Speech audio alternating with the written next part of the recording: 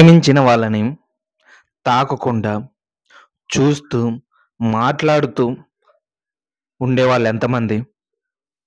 ఫోన్‌లో కానీ, దగ్గర ఉన్నా కానీ, టచ్ కూడా చేయకుండా ఉండే ప్రేమికులు చాలా తక్కువ మందే ఉంటారు.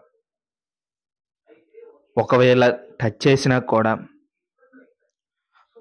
పెళ్ళికి ముందు ఏం చేయని లవర్స్ చాలా తక్కువ మందే ఉంటారు. టచ్ చేస్తే చాలు ఇంకేదేదో జరుగుతుంటది. ఏదేదో అవుతా ఉంటది. ఇంత జరిగినా వాళ్ళలో మార్పు రాకుండా లైఫ్ లాంగ్ ఒకేలాగా ఉండేవాళ్ళు చాలా తక్కువ మంది ఉంటారు.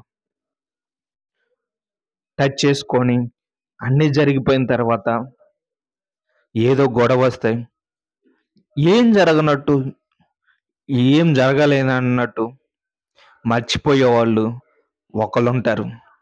మర్చిపోకుండా లైఫ్ లాంగ్ గుర్తుపెట్టుకునే వాళ్ళు ఒకళ్ళుంటారు. కానీ గొడవల వల్ల, శాడిజం వల్ల, ఆ బాధ వల్ల వదిలేసి దూరంగా ఉంటారు. వదిలించుకుందాం అనుకున్న వాళ్ళు హ్యాపీగా ఉంటారు. ఇలా జరుగుతుంది సమాజంలో. ఏమీ లేనట్టు ఎలా మర్చిపోతారో, ఎలా ఉండాలనిపిస్తదో, ఏ ఫీలింగ్ లేని వాళ్ళకి ఇది పెద్ద విషయమేం కాదు. మనసులో ఫీలింగ్ ఉన్న వాళ్ళకి మర్చిపోవటం చాలా కష్టం. మనసులోని ఫీలింగ్ లేకుండా బాడీతో ఫీలింగ్ పెట్టుకున్న వాళ్ళకి విడిచిపెట్టడం పెద్ద కష్టం కాదు. ఇవి జరుగుతున్నాయి సమాజంలో. మీరు జెన్యూన్‌గా ఉండండి. అప్పుడు ఎవరైనా ప్రేమను నమ్ముతారు, ప్రేమిస్తారు. జెన్యూన్ అంటే బాడీతో పరిచయాలు పెంచుకోవటం, బాడీని కోరుకోవటం, మనసుని కోరుకోకపోవటం, మనసులో వేరే వాళ్ళని పెట్టుకోవటం. ఇది ప్రేమంటే. ప్రేమ మీద నమ్మకం పోతుంది ఎవరికైనా. ఈ రోజుల్లో ప్రేమించాలంటే చాలా భయపడుతున్నారు.